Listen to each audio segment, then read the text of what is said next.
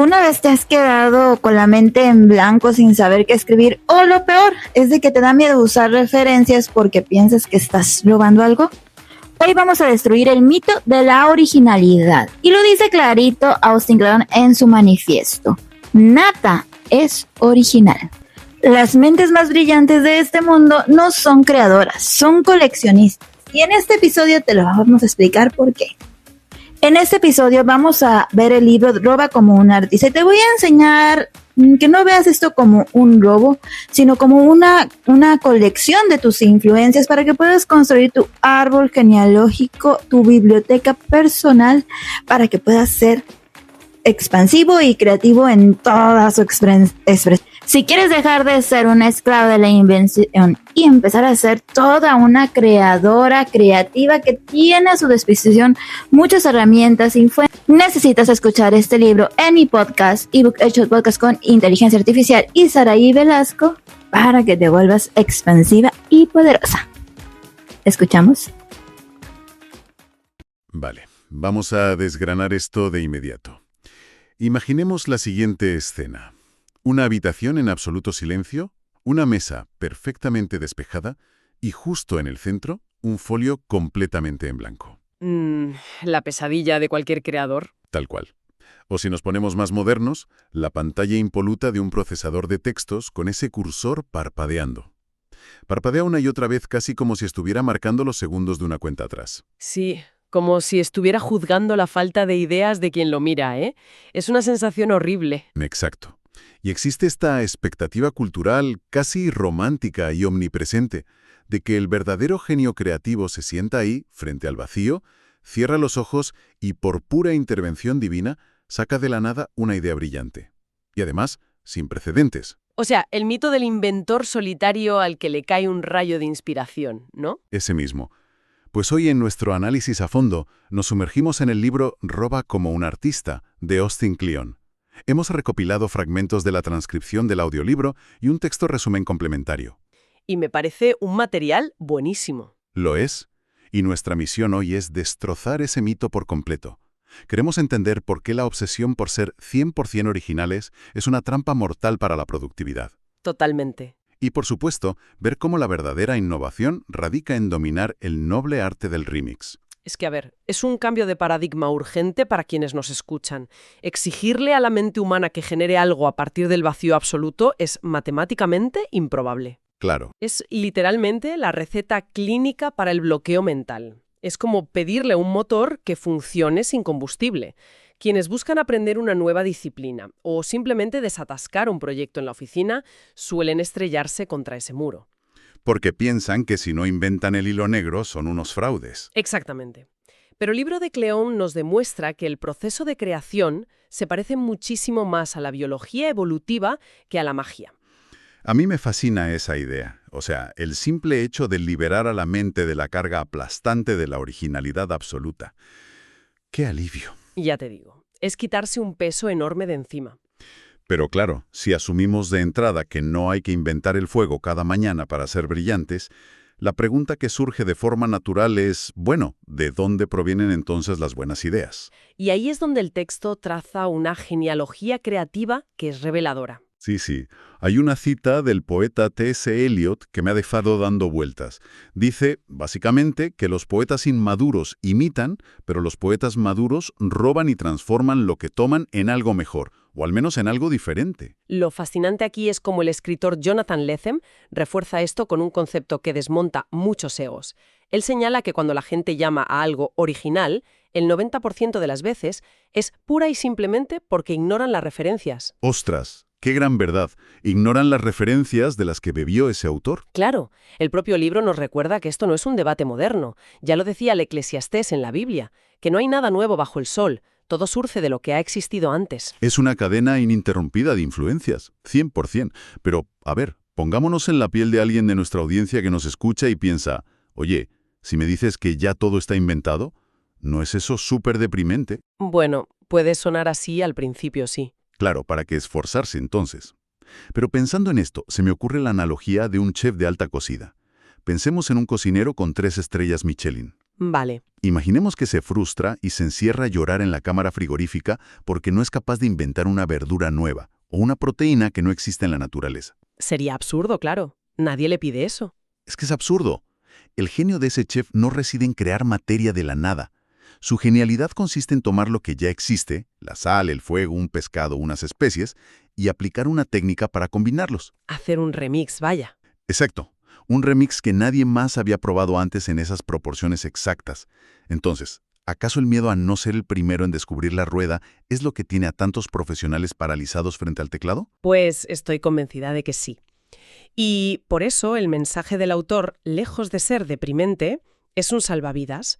Transforma la presión asfixiante de tener que crear en la inmensa libertad de poder recolectar. Qué buena forma de verlo. Cleon utiliza una metáfora brillante relacionada con la genética. Todos tenemos un padre y una madre biológicos, y somos una mezcla de sus rasgos. El color de ojos de uno, la altura del otro. Sí, la herencia clásica. Pero el individuo resultante es muchísimo mayor y más complejo que la simple suma de esas partes. De la misma manera, nuestras ideas tienen ancestros. La gran diferencia es que no podemos elegir a nuestra familia biológica. Ya, nos toca la que nos toca. Eso es. Pero sí tenemos el control absoluto para elegir a nuestros padres intelectuales. Elegimos los libros, las películas, las conversaciones y los mentores que dejamos entrar en nuestra mente para que se mezclen. O sea que elegimos nuestra propia herencia. Pero claro, ahí entramos en un terreno un poco resbaladizo. Porque no todo el que recolecta es un artista, ¿eh? Buen punto. El texto hace una distinción brutal entre un simple acumulador y un verdadero artista. Si entendemos que todos somos un remix, la calidad final de lo que producimos va a depender directa y exclusivamente de la calidad de nuestras influencias. Es el principio básico de los sistemas informáticos. Entra basura, sale basura. Tal cual. El autor menciona que su madre solía repetirle esto constantemente. El acumulador guarda absolutamente todo de forma indiscriminada. Lo hace desde el miedo, desde la ansiedad de perderse algo, el famoso FOMO. Sí, el miedo a quedarse fuera. Y el artista, en cambio, opera de forma muy distinta. Lo hace como un coleccionista selectivo, casi como el comisario de una exposición. Solo deja entrar en su ecosistema mental aquello que verdaderamente resuena con su visión, ¿no? Exacto. O que le provoca una chispa de curiosidad genuina. Si la dieta informativa diaria se basa en contenido superficial, efímero y sin fondo, el trabajo que produzca esa mente inevitablemente será superficial. Vale. Entiendo la teoría de la curación, pero voy a hacer de abogado del diablo un momento. Venga, a ver. Si la premisa es que hay que coleccionar ideas de otros y, literalmente, empezar nuestra carrera copiando a nuestros ídolos, ¿no convierte eso a la gente en unos impostores de manual? Es una duda súper común, claro. Es que el propio libro aborda el síndrome del impostor, esa voz interna que te dice que estás engañando a todo el mundo. De hecho, cuenta la anécdota de Patti Smith en su libro Éramos unos niños. Ah, me encanta esa historia. Es buenísima. Ella y el fotógrafo Robert Mapplethorpe se disfrazaban y fingían descaradamente ser artistas bohemios en Nueva York hasta que la gente empezó a tratarlos como tales. Y bueno, terminaron siéndolo. Pero, ¿cómo separamos ese fingir hasta lograrlo de un simple y llano plagio? Es una preocupación muy legítima. Y el libro traza una línea divisoria clarísima. A ver, el plagio tiene que ver con robar el crédito. Es tomar el trabajo terminado de una sola persona, rasparle el nombre y poner el tuyo. Vale, eso es fraude de toda la vida. Eso es fraude. El robo ético del que habla Cleon se basa en la deconstrucción y la investigación. Hay una cita maravillosa del escritor Wilson Mizner que lo resume a la perfección. ¿Qué dice? Dice que si le robas a uno, es plagio. Si le robas a 100, es investigación. No se trata de imitar la capa superficial de una obra, sino de hacer ingeniería inversa. Como un mecánico, ¿no? Justo eso. Imaginaos a un mecánico apasionado que se encuentra con un motor de Ferrari increíble. No desmonta el motor pieza por pieza para robarse el coche y venderlo. Claro, no es un ladrón de coches. Exacto. Lo desmonta para comprender profundamente cómo se conectan los engranajes, cómo fluye el combustible, qué aleaciones se han usado, entiende los principios subyacentes para luego poder ir a su taller y construir su propio motor. Pero adaptado a sus necesidades. Me queda muchísimo más claro visto así. De hecho, el autor propone un ejercicio súper práctico para esto. Él lo llama trepar el árbol familiar. Un ejercicio vital, ¿eh? La idea es que si uno tiene un referente absoluto, alguien a quien admira profundamente, El error es quedarse solo estudiándolo a él, porque entonces solo se conseguirá hacer una copia barata de esa persona. Claro, te quedas en la superficie. Lo que hay que hacer es investigar a esa persona, descubrir quiénes fueron sus 3 grandes héroes e ir a estudiar a esos héroes. Y luego, a los referentes de esos referentes. Es brillante. Al final, uno se da cuenta de que no está copiando a un individuo aislado, sino que se está integrando en un linaje histórico enorme. Y al intentar sumergirse en ese linaje y tratar de emularlo, ocurre un fenómeno fascinante. El libro revela que el ser humano tiene un defecto de fábrica maravilloso. Nuestra total y absoluta incapacidad para hacer copias perfectas. Exacto. Somos unas fotocopiadoras pésimas. Y paradójicamente, esa incapacidad es nuestra mayor ventaja competitiva. El ejemplo de Kobe Bryant en el texto ilustra esto a la perfección. Es un caso espectacular. Kobe admitió sin tapujos que no inventó ni un solo movimiento de baloncesto en toda su carrera. Se pasaba horas y horas obsesionado, viendo cintas de vídeo y robando los movimientos de sus ídolos. Gente como Michael Jordan o Hakeem Olajuwon, ¿verdad? Esos mismos. Pero el truco estaba en que, cuando intentaba ejecutar esos mismos movimientos en la cancha, se daba cuenta de que su biometría no era idéntica a la de los jugadores que admiraba. Claro, la longitud de sus brazos, su centro de gravedad, todo cambia. Estaba físicamente forzado a adaptar esos movimientos a su propia fisonomía. Y fue exactamente en ese proceso de adaptación forzada donde nació el estilo inconfundible de Kobe Bryant. Desde una perspectiva puramente psicológica, es una revelación enorme. Nuestra verdadera voz, nuestro estilo único, nace exactamente en el punto donde fracasamos al intentar imitar a nuestros héroes. Totalmente. Cleon pone otro ejemplo genial con los presentadores de televisión nocturna en Estados Unidos. Johnny Carson intentó copiar a Jack Benny, pero su personalidad no encajaba. Fracasó en la imitación y se convirtió en el gran Johnny Carson. Qué bueno. Y años después, David Letterman intentó ser el nuevo Johnny Carson. Fracasó estrepitosamente en ser Carson, pero en el intento encontró el sarcasmo que lo convirtió en David Letterman. Y la cadena sigue, ¿no? Sí, sí. Luego Conan O'Brien quiso emular a Letterman, pero su naturaleza más absurda se lo impidió. No le quedó más remedio que ser Conan O'Brien. Como él mismo dice, es ese fracaso esencial al intentar alcanzar un ideal ajeno lo que en última instancia nos define. Me parece súper poético. Vale, llegados a este punto, la teoría suena impecable. Sabemos qué observar, sabemos que debemos investigar linajes y sabemos que nuestra voz surgirá de nuestra incapacidad para copiar perfectamente. Así es. Pero bajemos a la tierra un momento. La memoria humana es frágil. Nadie puede retener cientos de referencias, paletas de colores, ritmos narrativos o ideas de negocio en la cabeza, simplemente esperando el momento oportuno. Sería imposible. El libro plantea la necesidad de un sistema tangible, algo que los periodistas de la vieja escuela llamaban el archivo morgue. Sí, el nombre suena un poco macabro, la verdad. Un poco sí. Pero la metáfora es muy precisa. Un archivo morgue es el lugar, ya sea físico o digital, donde guardas las cosas muertas. Recortes de revistas, un billete de tren con una tipografía curiosa, un enlace a una web, una frase que escuchaste en una cafetería. Las guardas ahí para poder revivirlas y darles una nueva forma meses o años más tarde. Como una especie de Frankenstein creativo.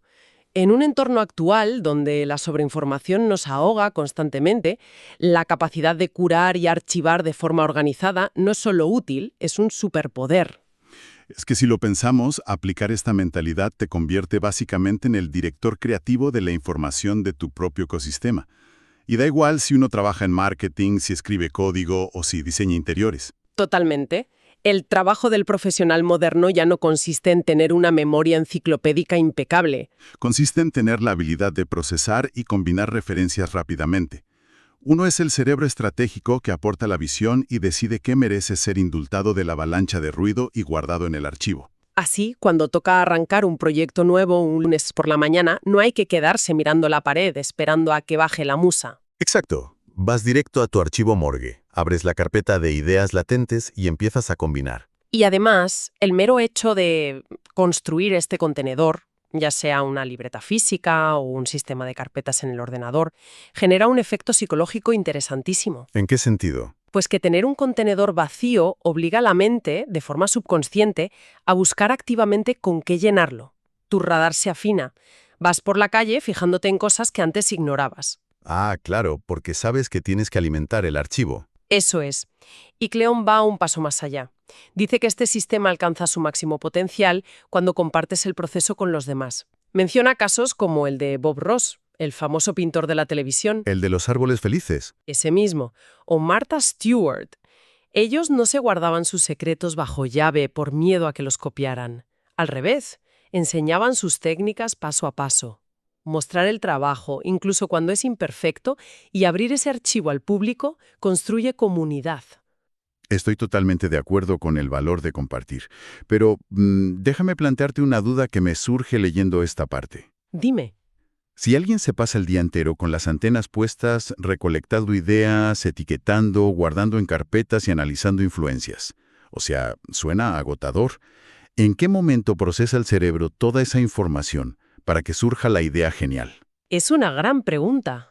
Porque el autor hace una defensa a ultranza de algo que a priori parece contraintuitivo: la procrastinación productiva y el aburrimiento. Y es vital entender por qué funciona esto a nivel neurológico, para que el cerebro logre conectar los puntos dispares que hemos ido almacenando en ese archivo morgue, necesita espacio. Existe algo llamado la red neuronal por defecto. ¿Y eso qué es exactamente? Es una red cerebral que se activa, precisamente, cuando no estamos concentrados en una tarea exigente. Las conexiones neuronales más innovadoras rara vez ocurren cuando estás hiperenfocado con el ceño fruncido frente al monitor. Ocurren cuando das un paso atrás, ¿no? Exactamente. Cleon confiesa que tiene sus mejores ideas mientras plancha camisas o mientras está fregando los platos. Tareas manuales de toda la vida. Claro, son tareas motoras, monótonas y repetitivas. Ocupan la parte ejecutiva del cerebro, lo justo para dejar que el subconsciente empiece a divagar libremente y a cruzar los datos del archivo. Qué pasada.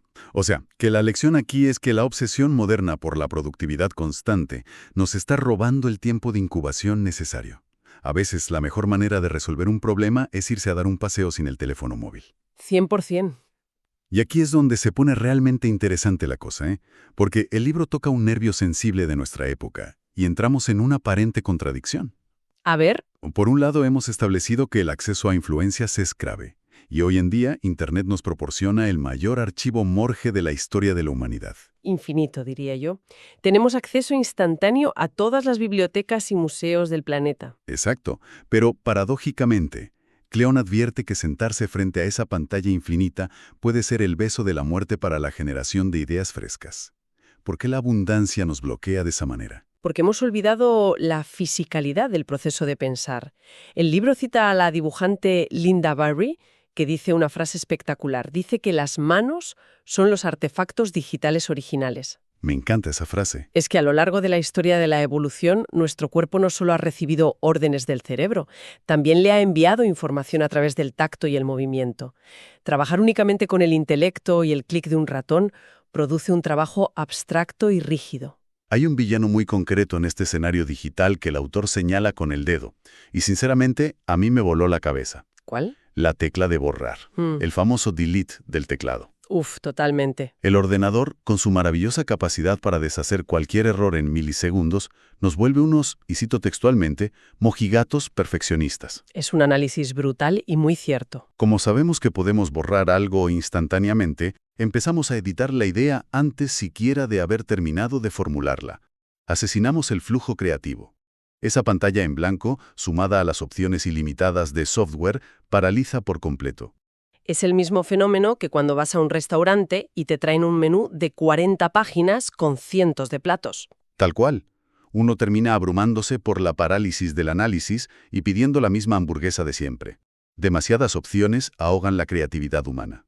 Pues para sortear este bloqueo tecnológico, Cleon propone un sistema organizativo que cualquiera puede aplicar. El sistema de los 2 escritorios. Suena práctico. ¿En qué consiste? Propone dividir el espacio de trabajo de forma radical. Un escritorio es estrictamente analógico y el otro es digital. Vale. El escritorio analógico es el espacio para el caos absoluto. Allí no hay pantallas, ni cables, ni wifi, solo folios, tijeras, rotuladores, notas adhesivas y pegamento. El lugar diseñado para ensuciarse las manos. Eso es, donde las ideas pueden nacer de forma imperfecta, torpe y desordenada, sin el pánico a presionar el botón de deshacer. Tiene todo el sentido del mundo. Te permites el lujo de equivocarte. Y una vez que ese caos inicial ha dado sus frutos, una vez que tienes el esqueleto de tu idea desparramado físicamente sobre la mesa, entonces, y solo entonces, te trasladas al escritorio digital. Ahí es donde entra el monitor, el teclado y el software de precisión. El ordenador se convierte en lo que siempre debió ser, ¿no? Una herramienta de edición y ejecución, no de generación pura. ¿Dar? Pulir, alinear y publicar. Es un bucle continuo de retroalimentación entre ensuciarse en el mundo físico y afinar en el mundo virtual. Este sistema de los dos escritorios subraya un principio que va contracorriente de lo que nos vende la tecnología moderna, el principio de que la creatividad es restar. Qué importante es esto. En un entorno digital donde un diseñador tiene acceso a 16 millones de colores o un músico tiene infinitas pistas de audio, el cerebro entra en fatiga de decisión. Las limitaciones autoimpuestas, paradójicamente, significan libertad. Restringir tus herramientas, tu presupuesto o tu tiempo fuerza a la mente a dejar de dar vueltas sobre infinitas posibilidades. Te obliga a tomar decisiones audaces de una vez por todas. Para ilustrar el poder de la restricción, no hay mejor historia que la del Dr. Seuss que recoge el libro. El Dr. Seuss ya era un autor súper exitoso. Había publicado El gato en el sombrero utilizando unas 230 palabras distintas. Que ya es un reto para un libro infantil, ¿eh? Sí, pero su editor decidió llevar la restricción al límite absoluto. Le hizo una apuesta económica. Apostó a que Seuss no sería capaz de escribir un libro entero, con introducción, nudo y desenlace, utilizando únicamente 50 palabras diferentes. Madre mía. 50 palabras en total para todo el libro. 50 palabras. Ante una limitación tan extrema, sin sinónimos, sin adjetivos complejos, la mayoría de los escritores tiranían la toalla. Pero él aceptó la apuesta. ¿Y cuál fue el resultado? Uno de los libros infantiles más vendidos de toda la historia de la literatura. Es alucinante. La limitación extrema no fue un obstáculo, fue el catalizador absoluto de la obra maestra. Llevando esta lección a nuestro día a día, significa que debemos dejar de poner excusas por la falta de recursos. Es muy común escuchar eso de, si tuviera todo el tiempo libre escribiría mi novela. O si tuviera la cámara más cara, grabaría un documental increíble. Exacto. Cleon argumenta que un trabajo convencional de 9 a 5, por ejemplo, impone una restricción de tiempo masiva, pero esa misma restricción establece una rutina férrea. Claro, te obliga a aprovechar esos 45 minutos que tienes en el tren o esa hora libre los domingos y lo haces con una intensidad y un enfoque que jamás tendrías si dispusieras de todo el mes libre. En el arte y en la vida profesional, lo que elegimos dejar fuera del marco es tan importante como lo que decidimos incluir. Totalmente de acuerdo. Bien, pues si hacemos una recapitulación de todo este viaje intelectual que hemos recorrido en el análisis de hoy, creo que el alivio es palpable. Hemos desmontado piedra a piedra el mito paralizante de la originalidad absoluta. Así es. Ahora entendemos que nadie, ni siquiera los grandes genios de la historia, crea en el vacío. La presión por sacar algo brillante de la nada es una ilusión dañina. Y en su lugar, el camino más sano y productivo es abrazar con orgullo nuestra identidad como coleccionistas y remezcladores, asumiendo que somos la suma de nuestros ancestros intelectuales. También hemos aprendido a trazar esa frontera ética tan importante entre el plagio perezoso y la ingeniería inversa. Y hemos comprobado que no hay que temer a la imitación como punto de partida. Porque nuestra voz más auténtica se esconde precisamente en esos maravillosos intentos fallidos por replicar a nuestros ídolos. Hemos visto cómo la construcción metódica de un archivo Morgue nos salva de depender de una inspiración fugaz. Y hemos entendido por qué ensuciarnos las manos en el mundo analógico es el antídoto perfecto contra la tiranía paralizante de la pantalla en blanco. Y por encima de todo, hemos redescubierto que en una era definida por las infinitas opciones, las limitaciones que nos imponemos son nuestras mayores aliadas para pasar a la acción. Así que, para quien nos esté escuchando en este momento y quizá esté atravesando un muro, un bloqueo frente a un proyecto, un lienzo o un simple documento de texto, aquí dejamos una reflexión final para darle la vuelta a la tortilla. A ver. Quizá esa falta de ideas no sea un síntoma de carencia de talento intrínseco. Quizá el motor de la creatividad simplemente se ha quedado sin combustible para procesar. Faltan influencias de calidad, claro. Eso es. Así que uno debería preguntarse con total honestidad, ¿cuándo fue la última vez que vi, leí o escuché algo que valiera verdaderamente la pena diseccionar y guardar en mi archivo? Hay que revisar detenidamente la dieta informativa que consumimos a diario. Exacto. Recordemos la hoja en blanco del principio. El secreto para llenarla no es mirar más fijamente al vacío, sino mirar con intención a nuestro alrededor.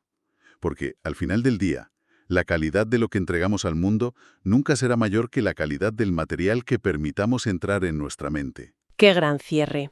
Ha sido un placer diseccionar este libro. Igualmente. Nos escuchamos en la próxima Inmersión Profunda.